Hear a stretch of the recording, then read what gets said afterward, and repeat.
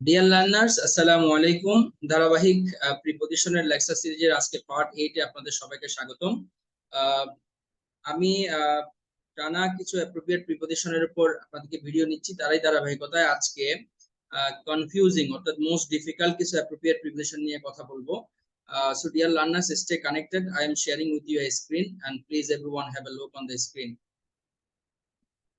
Dear learners, আশা করি সবাই স্ক্রিনটি দেখতে পাচ্ছেন। Welcome to you all Minhaj English tutorial in a learning kingdom for English lovers. কথা না বাড়িয়ে আর সরাসরি আলোচনায় চলে যাই। আজকে প্রথমে আপনি দেখতে পাচ্ছেন প্রিপজিশন পার্ট 8। এক্ষেত্রে আমি প্রথমে তিনটা প্রিপজিশন নিয়ে একটু কথা বলবো। দুইটা ভার্ব আছে, একটা ভার্বের নাম হচ্ছে রিচ, মানে পৌঁছানো, কোথাও উপস্থিত হওয়া বা পৌঁছানো। আরেকটা ঠিক একই শব্দের আরেকটা ভার্ব আছে, সেটা হচ্ছে অ্যারাইভ। অ্যারাইভ অর্থ হলো পৌঁছানো, কোন স্থানে যাওয়া বা পৌঁছানো। এখন প্রশ্ন হলো, রিচ ভার্বটার ক্ষেত্রে কোন প্রিপজিশন হয় আর অ্যারাইভের ক্ষেত্রে কোন প্রিপজিশনটা হয়, কখন কোনটা হতে পারে, এটা নিয়ে মাঝে মাঝে আমরা একটু কনফিউজড হয়ে যাই। সো আজকের লেকচারে আমি চেষ্টা করব এই বিষয়ে একটা সমাধান দেওয়ার জন্য। আমি আপনাদেরকে একটা কথা বলে নেই, রিচ যে ভার্বটা রয়েছে রিচ, এই রিচ ভার্বটার শেষে কখনো কোনো প্রিপজিশন বসে না যদি এটা ভার্ব হিসেবে কাজ করে। যেমন দেখেন, he reach dash Dhaka on time, সে সময় মতো ঢাকা পৌঁছেছে। তাহলে যখন রিচ ভার্বটা ব্যবহার হবে তখন এক্ষেত্রে কোনো প্রিপজিশন হয় না, এক্ষেত্রে কোনো প্রিপজিশন হবে না, নো প্রিপজিশন। তাহলে রিচ অর্থ পৌঁছানো, এটা যখন বাক্যে ভার্ব হিসেবে বসবে তখন এর ক্ষেত্রে কোনো প্রিপজিশন বসে না, টু বসবে না, এট বসবে না, ফর বসবে না, কোনো প্রিপজিশন বসবে না। সোজাসুজি শব্দটা হবে he reached Dhaka on time, কোনো প্রিপজিশন বসবে না। কিন্তু যখন আপনি অ্যারাইভ বলবেন সেক্ষেত্রে দুইটা প্রিপজিশন হতে পারে, সেটা ডিপেন্ড করবে আপনি কোথায় পৌঁছাচ্ছেন, সেই স্থানটি কোনটি সেটার উপর ডিপেন্ড করে। যেমন যদি আপনি কোনো বড় স্থান, কোনো সিটি, কোনো টাউন, কোনো দেশে পৌঁছান, সেক্ষেত্রে অ্যারাইভড এর পরে প্রিপজিশন অ্যারাইভড এর পরে প্রিপজিশন ইন হয়। আর যদি আপনি ছোট স্থানের মধ্যে পৌঁছান, ছোট কোনো শহরে, ছোট কোনো স্থানে, তখন অ্যারাইভড এর পরে প্রিপজিশন অ্যাড হয়। এখানে একটা প্রিপজিশন ইন দেওয়া দরকার ছিল, এটা মিস্টেক হয়েছে। আচ্ছা, তাহলে যেহেতু লন্ডন এটা একটা বৃহৎ শহর, বৃহৎ একটা দেশ, যদি আপনি কোনো দেশে কিংবা কোনো বড় শহরে আপনি পৌঁছান সেক্ষেত্রে অ্যারাইভড এর পরে প্রিপজিশন ইন হবে। হি অ্যারাইভড ইন লন্ডন, তাহলে এখানে প্রিপজিশনটা ইন হবে, হি অ্যারাইভড ইন লন্ডন। কারণ লন্ডন এটা কিন্তু একটা বৃহৎ শহর, কেমন সরি বৃহৎ একটা দেশ।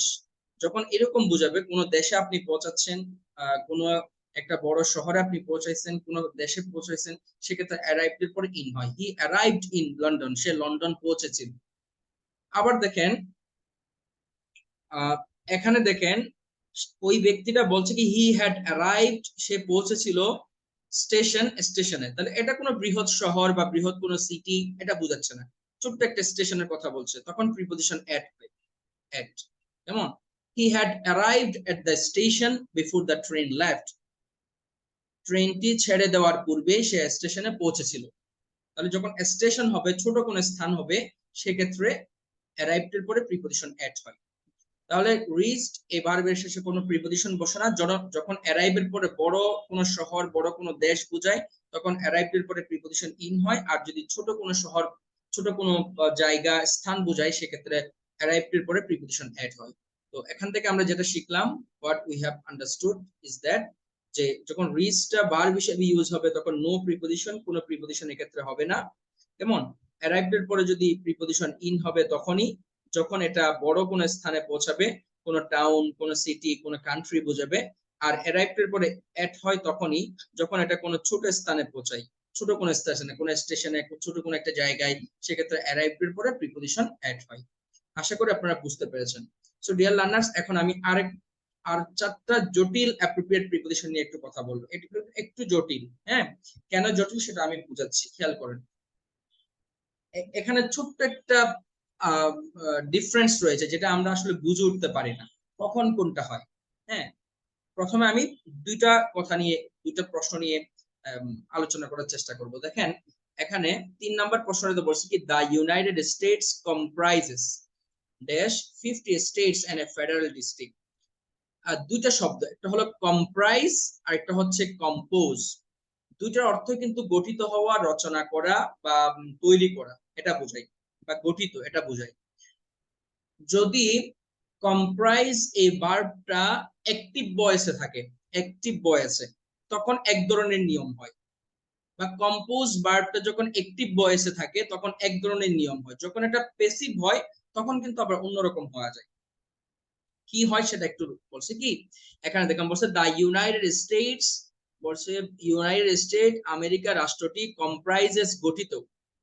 তাহলে এই কম্প্রাইজেস গঠিত বলছে, ঠিক না? যখন এরকম অ্যাক্টিভ ভয়েসে হবে, অ্যাক্টিভ ভয়েসে কম্প্রাইজেস, এটা কিন্তু এখন অ্যাক্টিভে আছে। কিভাবে আমি বুঝলাম সেটা অ্যাক্টিভে আছে? দেখেন এর আগে কোনো এম ইজ আর ওয়াজ আর কোনোটাই নেই, তার মানে এটা প্যাসিভ ফর্ম বোঝাচ্ছে না। যখন কম্পোজ এবং কম্প্রাইজেস এই দুটা ভার্ব যখন অ্যাক্টিভ ভয়েসে থাকবে তখন তারপরে কোনো প্রিপজিশন বসে না, নো প্রিপজিশন, নো প্রিপজিশন। তাহলে the states comprises 50 states and a federal district. America রাষ্ট্রটি 50টি স্টেট এবং একটি ফেডারেল ডিস্ট্রিক্ট নিয়ে গঠিত। এই যে গঠিত বা ফরমেশন হওয়া, গঠিত হওয়া, ফর্ম হওয়া, এক্ষেত্রে কম্প্রাইজ ভার্বটা হয়। আবার সেকেন্ড বাক্যটাকে, এই সেন্টেন্সটা একটু দেখেন, দেখেন ইজ কম্প্রাইজড, এই যে আমরা দেখতে পাচ্ছি প্যাসিভ হয়েছে, প্যাসিভ, প্যাসিভ হয়েছে। The United states is comprised. এখন যখন প্যাসিভ হবে তখন প্রিপজিশন অফ হবে, comprised of, এখন আপনাকে অফ দিতে হবে। The United States is comprised of 50 states and a federal district. America রাষ্ট্রটি 50টি স্টেট এবং একটি ফেডারেল ডিস্ট্রিক্ট নিয়ে গঠিত। যখন প্যাসিভ হবে তখন প্রিপজিশন অফ হবে, যখন প্যাসিভ হবে না, অ্যাক্টিভ ভয়েসে থাকবে, তখন নো প্রিপজিশন, কোনো প্রিপজিশন বসবে না। ঠিক একইভাবে দেখেন আবার আরেকটা ভার্ব হলো কম্পোজ, এটা অর্থ রচনা করা, তৈরি করা, গঠিত হওয়া, যে কোনো একটা অর্থ দিতে পারে। আমি দেখতেই পাচ্ছি এখানে কম্পোজ এই শব্দটা, কম্পোজেস, যেহেতু এটা আপনার সরি আপনার কোনো প্যাসিভ না, এটা অ্যাক্টিভে আছে। যখন অ্যাক্টিভে থাকবে তখন দেখেন অক্সিজেন এন্ড হাইড্রোজেন কম্পোজেস, অক্সিজেন এবং হাইড্রোজেন তৈরি করে ওয়াটার, পানি। তাহলে এই যে দেখেন এখানে নো প্রিপজিশন হবে, কম্পোজের পরে এখন কোনো প্রিপজিশন হবে না, কারণ এটা অ্যাক্টিভ ভয়েসে আছে।